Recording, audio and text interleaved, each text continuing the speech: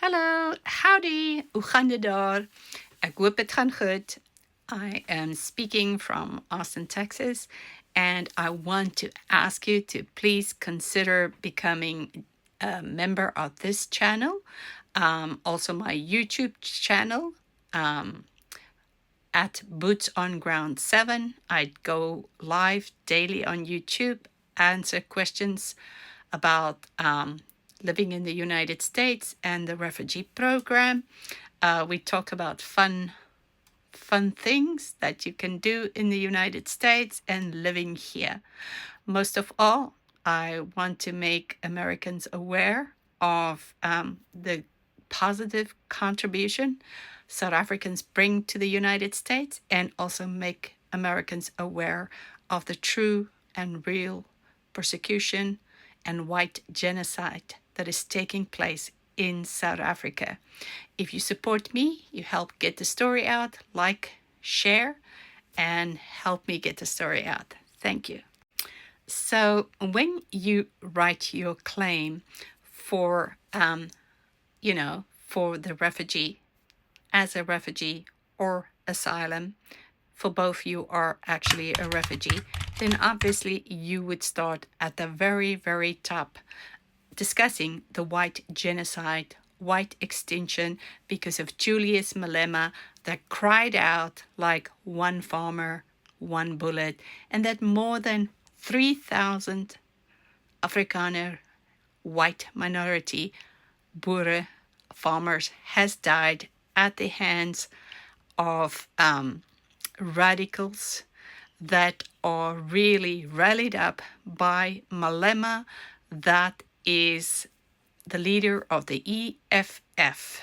Goes to rallies and chants that out, and the people go crazy and start becoming zombified, and then they go out and kill white minorities, attack them, rape them, kill them, put plastic bags down their throats, burn them. They do all kinds of terrible things to persecute white minorities in South Africa. So this is what we talk about. This is reality, and it happens daily, even now. So Julius Malema is part of the Afrikaner South African parliament. So South Africa is one of the countries that has a parliament, and the EFF presents 10% of the Afrikaner parliament. Therefore, you can say with all clarity that even though Julius Malema is not the president himself, you know that he is part of the government, and that the government is persecuting you as a white minority. Also, furthermore, the ANC under Cyril Ramaphosa has done nothing to protect the white minorities. There's 142 laws that is discriminatory, and then there's the land grab retribution act that they also have.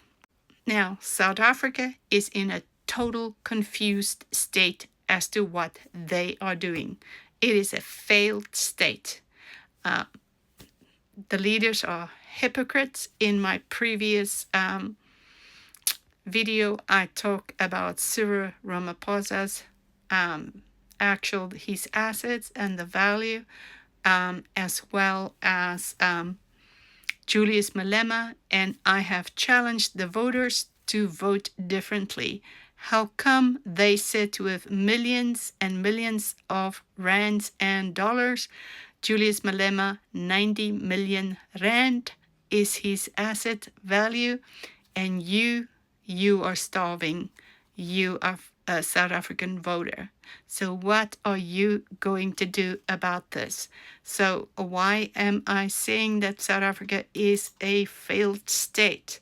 We all know that South Africa has taken Israel to court. That was terrible, you know, and that South Africa was supporting the Palestine cause. and was acting against Israel and saying that they were committing genocide. South Africa is a failed state. It is facing a complex picture of just a total collapse. South Africa is a heavily challenged state that has taken strident anti-Israel stances and the diplomatic level while maintaining and in some cases increasing economic ties with Israel. So it's not coherent in what they are saying and doing is taking Israel to court, to the international court, and then going deeper into economic ties with Israel, basically strengthening Israel economically again, and Israel's against Gaza. So what are they doing? Are they confused? Okay, is South Africa truly a failed state? Let's look at it. Fragile, not collapse. While South Africa faced severe crises, including high unemployment, roughly between 32%. So today, the Palestine Chronicle wrote, today is January 27, 2026, and it's got a heading, South Africa's coal exports to Israel when profit trumps principle. So what is it talking about here? It's talking about the South Africa message is clear. Model outrage is acceptable so long as it does not interrupt their revenue stream.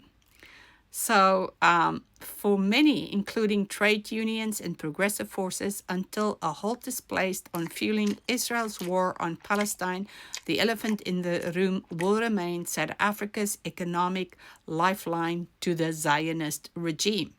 So, and the consensus will be that South Africa's proclaimed opposition to Israeli apartheid and genocide collapsed the moment profit is placed above principle. So they are confused. They are a total failed state. Other countries impose economic sanctions if there is a problem.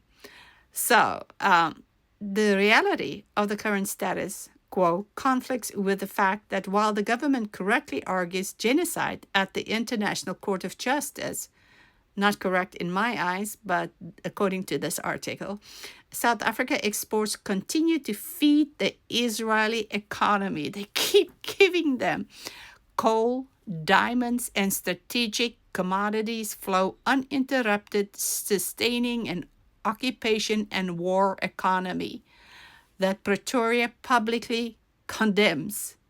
Yeah, we know they condemn it, but they still let everything flow there. This is not policy incoherence. It is deliberate political theater making economic collaboration. Oh my gosh. When Colombia cut coal exports in protest against Israel's assault on Gaza, South African producers stepped it up.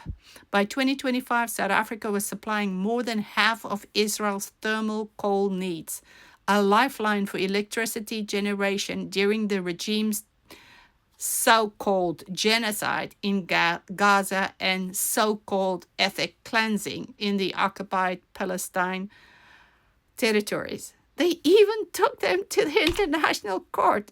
It's like the right hand doesn't know what the left hand is doing, or are they just so stupid and incoherent or foolish, or they're just a failed state. And you still trust the ANC? Oh my gosh. Why do you vote for the ANC? Cyril Ramaphosa, EFF? Gee whiz. The idea that Israel is an irreplaceable market is a manufactured myth, this article says, designed to paralyze political will.